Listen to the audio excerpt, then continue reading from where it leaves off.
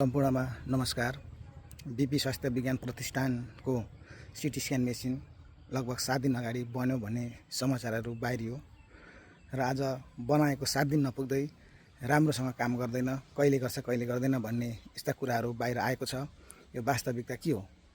यो बनाउँदाखेरि राम्रो नबनाएको हो कि साँच्चै बनाएर बिग्रेको हो कि या बिगारिएको हो? म जिम्मेवार निकायलाई यो प्रश्न सोध्न चाहन्छु।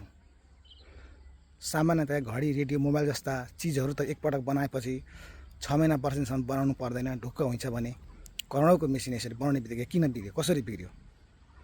र म सम्पूर्ण जनता तथा सम्पूर्ण राजनीतिक दलका नेतृत्वहरूलाई पनि यो भन्न चाहन्छु, यो बीपी स्वास्थ्य विज्ञान प्रतिष्ठानमा भएका यस्ता करोडौँका महँगा इन्स्ट्रुमेन्टहरूलाई संरक्षण गरौँ र यसबाट पाउने सेवा सुविधाहरू यहाँका जनता बिरामीहरूलाई प्रदान होस् र यसको लागि हामी सबैजना एक हौँ भन्न चाहन्छु। धन्यवाद, नमस्ते।